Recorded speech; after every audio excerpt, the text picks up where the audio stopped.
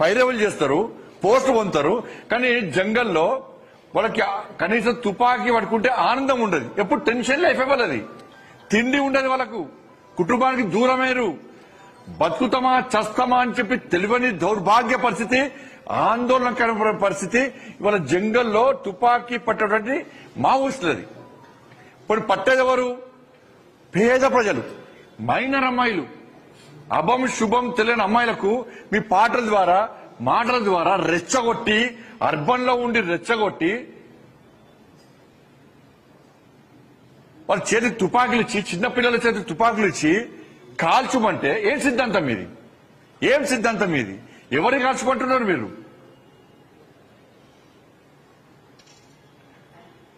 మేము ఇవన్నీ ఇలా మీరు ఇక్కడ రెచ్చగొడతారు. పోనీ 10 రోజులు తుపాకీ పట్టుకొని జంగాలు తిరిగితే ఈ అర్బన్ నక్సల్స్ తెస్తుంది. పాప వాళ్ళేమో చచ్చిపోతున్నాడా? ఇలా ఇంకొక లొంగిపోయిన నక్సల గురించి మాట్లాడాను.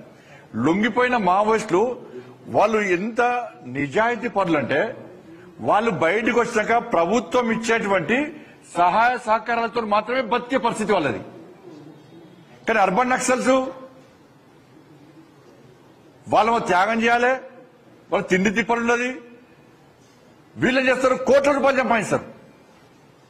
ఏమనంటే ఆ సుందర విజ్ఞాన కేంద్రాలు కూర్చొని మీటింగ్లు పెడతారు, ఇందిరా చౌక్ దగ్గర 10 మందితో ధర్నా చేస్తారు, గొంగర కూడా ఏదో చిన్న చిన్న పాటలు పాడతారు,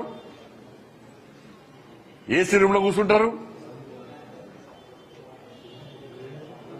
మీకు ఏమాత్రం నైతికత ఉంటే ఎవరైతే ఇప్పుడు ప్రభుత్వంలో ఎవరైతే నామినేటెడ్ పోస్ట్ పొందినరో, ఎవరైతే కమిటీలో ఉన్నారో మీరు వెంటనే రాజీనామా చేయండి. మీరు ఫస్ట్ రాజీనామా చేయండి. కార్యాలు ఎదురుతారు.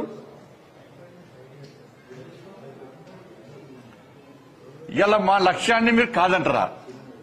2047 లక్ష్యంగా, వికసిత్ భారత్ లక్ష్యంగా మేము ముందు పోతున్నాం. మీరు దాన్ని సమర్థిస్తారా, వ్యతిరేకిస్తారా?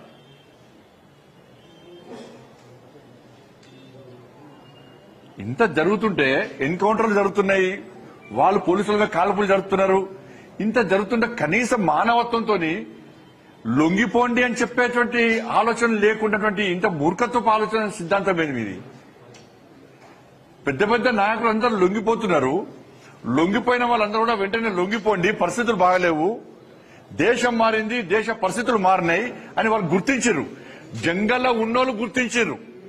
మోడీ గారు చేసే అభివృద్ధిని జంగల్లో ఉన్నోళ్ళు గుర్తించి, కానీ ఈ అర్బన్ లో ఉన్నటువంటి అర్బన్ నక్సల్స్ మాత్రం గుర్తిస్తలేరు. ఆయన ఒక పెద్ద మనిషి అన్నాడు, పేరు గుర్తిస్తలేదు, కమ్యూనిస్ట్ నాయకుడు, 60 సంవత్సరాల తర్వాత ఈ కమ్యూనిస్ట్ సిద్ధాంతము మనుషులకి మనకి మానసిక రోగం ఉన్నట్టేనట. అదొక మానసిక రోగం అన్నాడట. అదే గుర్తొస్తుంది ఇవాళ. మీరు నన్ను తిట్టడం కాదు, నాకు కౌంటర్ చేయడం కాదు, నా మీద రౌండ్ టేబుల్ సమావేశం పెట్టడం కాదు. ఇప్పటికైనా మీరు ఆలోచించండి, ఆత్మ విమర్శ చేసుకోండి.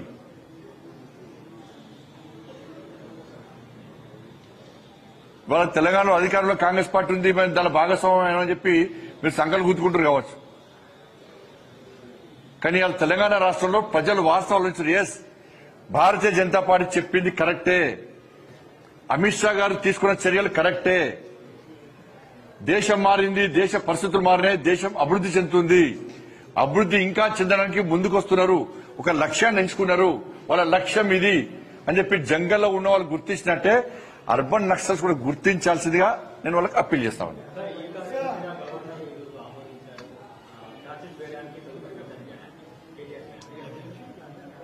ఇలా 2 సంవత్సరాలే రాష్ట్ర ముఖ్యమంత్రి గారు ఏమన్నారు?